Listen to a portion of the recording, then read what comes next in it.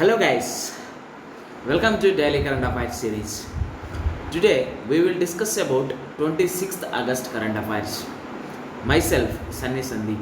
Welcome to our channel, Gear Up for Group 1 exam. Let us discuss the today's important current affairs.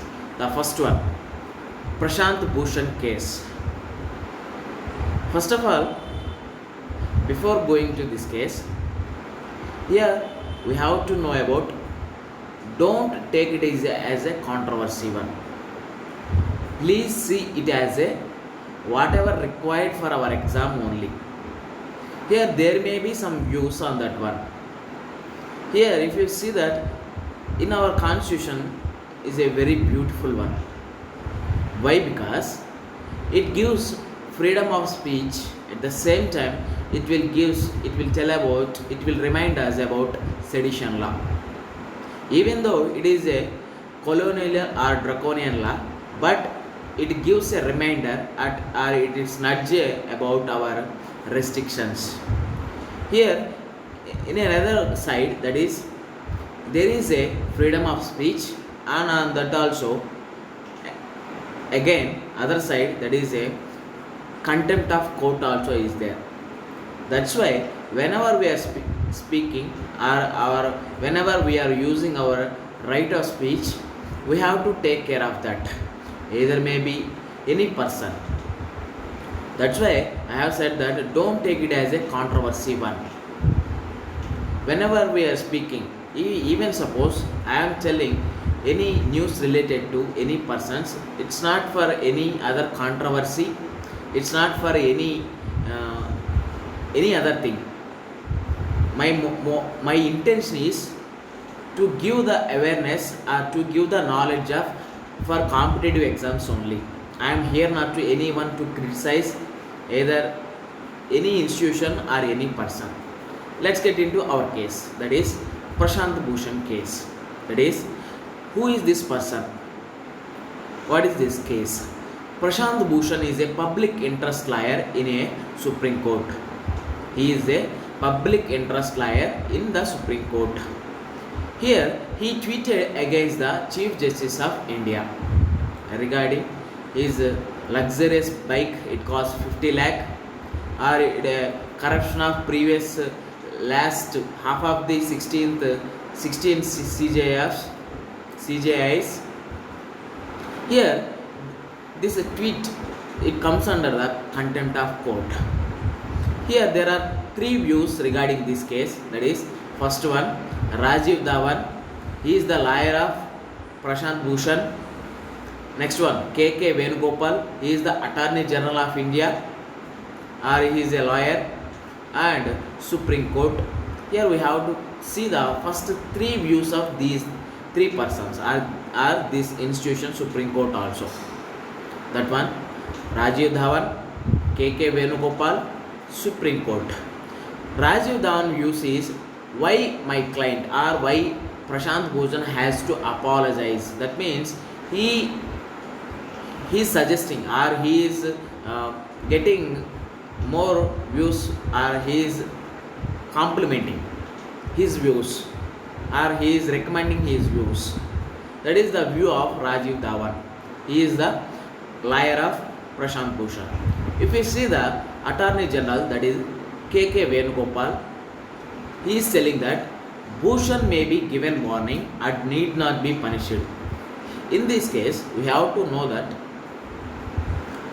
Bhushan may be given warning and need not be punished. Here, why? Because we have to see in a constructive way.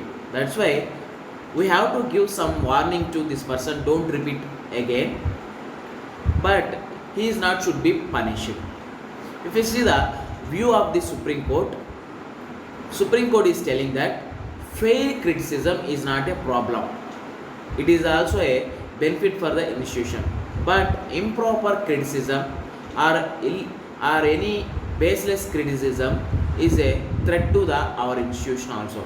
That's why here we have to understood that there is a contempt of court, there is a freedom of speech, there is a highest authorities like Supreme Court and Chief Justice of India.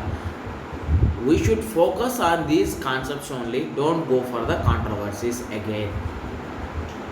Next one, monsoon session from September 14. Parliament has to meet at least twice in a year.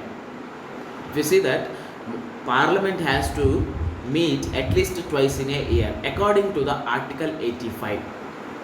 Here if you see that, after budget sudden abruptly budget session, that is on March 23rd, if you see that by September 23rd it will expire the 6 months tenure. That's why at any cost Parliament has to meet. That is the convention of Article 85. Here who will give these dates? That is the Cabinet Committee on Parliamentary Affairs headed by the Defence Minister Rajnath Singh will announce these dates. There will be 18 sittings and Parliament will meet the host of the protective measures. Why? Because there is a COVID-19 cases are increasing day by day.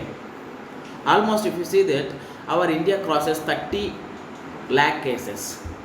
Even though recovery rate is 75%, we have to take care of ourselves. That's why this Parliament will meet the host of its protective measures. As per the convention, Parliament has to meet within 6 months. This is about our Parliament sessions. Next one, Bondas. Who is this Bondas? Bondas is a particularly vulnerable tribal groups who residing in Orissa. If you see that, Odisha is home to 62 tribal communities. It is home to 62 tribal communities. It is the largest diverse groups of tribal population in India. Odisha is the largest state diverse group of tribal population in India. If you see that from 62 tribal communities, almost 13 of them are PVTGs, that is particularly vulnerable tribal groups. Here this concept is very important. Why? Because there is a previous question on Union Public Service Commission, at the same time Andhra Pradesh Public Service Commission and TSPC also. That's why we have to concentrate on these PVTGs. Here the COVID-19, why have these Bonda tribes in a news? Why? Because the COVID-19 pandemic has reached Bondas also. Why? Because they are living in a small hamlets or a small houses or in a hill region. If this COVID-19 goes to that place also, we have to take care of that place. We have to take care of this COVID-19. That's why the COVID-19 has reached the Bondas, a tribal community who residing in the hill ranges of Malkazgiri district Malkaz district in Odisha. Next one, that is a article related to the economy. We know that due to COVID-19, our economy is in a downward condition or in a bad condition. That's why our finance minister or RBI or regulators like RBI, there is a National Bank for Rural Agriculture and Development, that we will call it as a NABARD. If you remember, last 2 to 3 months back, we have seen that there is a dissolve of Franklin Templeton Mutual Fund Institution. There is a wrap up of these 6 Franklin Templeton bonds.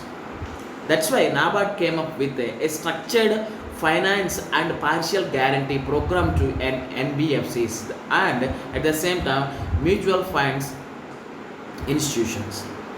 This NABARD will provide a partial guarantee on pooled loans extended to a small and mid-sized MFIs. If you see the corpus of that one, that is, it will help facilitate 2,500 crore funding in the initial phase. After that, it may be extended also.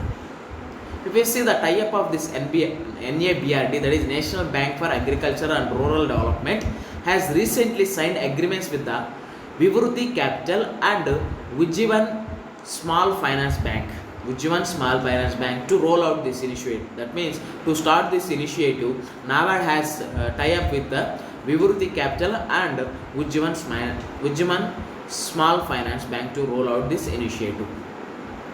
With this, we can conclude our video. Thanks for watching. Like, share, subscribe to our channel. Gear up for Group 1 exam. This is Sunny Sandeep signing out. Take care and bye-bye.